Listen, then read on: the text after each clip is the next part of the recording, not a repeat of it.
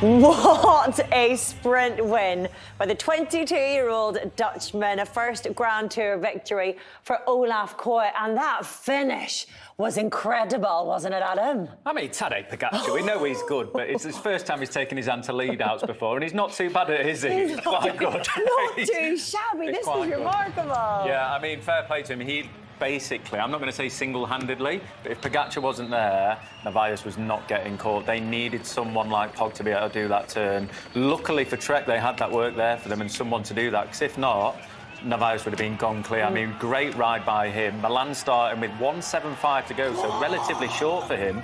But to me, he looks under-geared. Just looks like he can't get on top of the gear, and Koy just using the slipstream, sneaking past ever so slightly in the final. Very impressive. Even watching that back, even though we know Olaf Koy is going to win, you cannot help but have your eyes on Jonathan Milan. The man is a beast, isn't he, Robbie? I just couldn't take my eyes off the whole lot. I was completely cross-eyed watching Narvaez. Will he make it? Pogacar's lead out, Milan on the front, just steaming down the middle.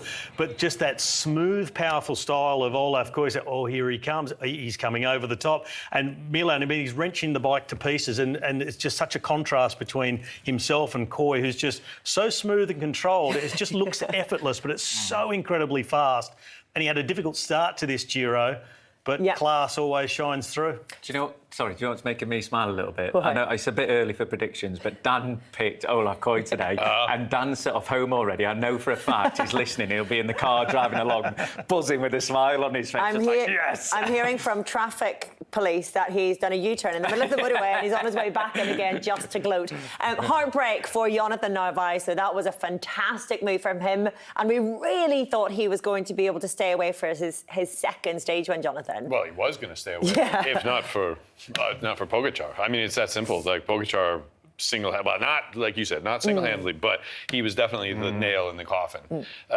Really interesting battle, though. I mean, a fascinating stage in that it was so explosive. It was the battle exactly that we predicted, that it was this battle between the explosive riders that were going to try to get away, like Narvaez, like Alaphilippe, and then the sprinters and the sprinters teams trying to control it. And that balance was just right. And it actually, the balance to me, shifted to the explosive attackers. And Narvaez, to my eyes, had it, and then Pogacar entered the scene.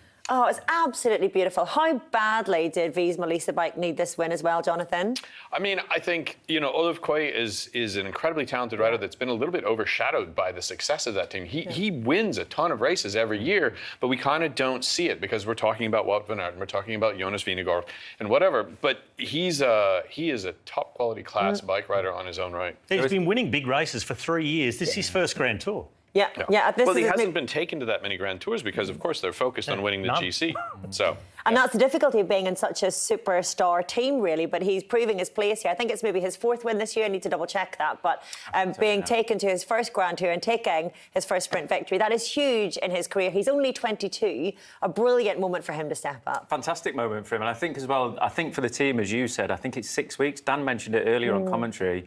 The last win they had was in Dwarsdorp with Jorgensen. And that seems like a lifetime ago now. And especially for that team, 6 weeks without a win, they class that as a long, long time. So it's great for the team, great for them, because they have had a very bad run of luck recently.